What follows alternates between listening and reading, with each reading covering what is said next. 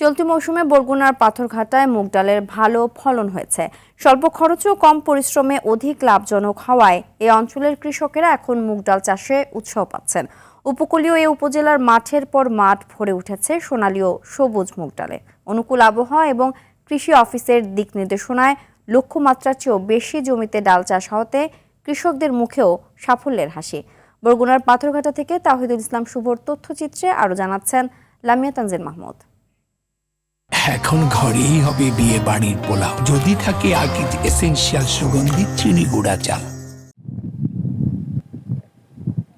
প্রায় ১৩,৪১০ হেক্টর জমিতে মুগ ডালের আবাদ হয়েছে বরগুনার পাথরঘাটায়। চাষের জন্য কৃষকেরা ব্যবহার করছেন উচ্চ ফলনশীল বাড়ি মুগ ৬ এবং বিনা মুগ ৮ জাতের বীজ, যার গড় ফলন হেক্টর প্রতি ছাড়িয়ে যাচ্ছে প্রায় ৮৩০ কেজি।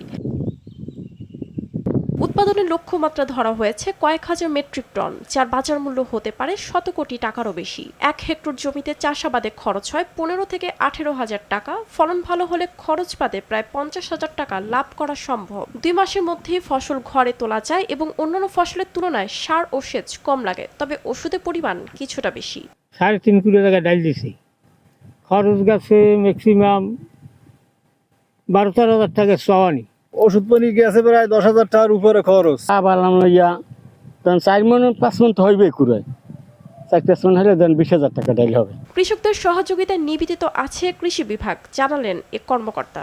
কৃষি অধিদপ্তরের এবং কৃষকদের নিজ উদ্যোগে এখানে এখন ব্যাপক পরিমাণে মুগ ডালের চাষ হয়। প্রতি বছরই আমাদের এখানে মুগ ডালের চাষ বাড়তেছে। গত বছরের তুলনায় এ যাবত হিসাব করে দেখছে ৩০০ হেক্টরের মতো বেশি হয়েছে। এটা প্রতি বছরই ধারাবাহিকভাবে বাড়তেছে। প্রায় ১৩৫ কোটি টাকা কৃষক এবার বিক্রি করতে পারবে মুগ ডাল বিক্রি। কৃষকদের জন্যই এগিয়ে আসবে কৃষি বিভাগ, এমন প্রত্যাশাই সংশ্লিষ্টদের। লামিয়া তানজিল মাহমুদ, RTV।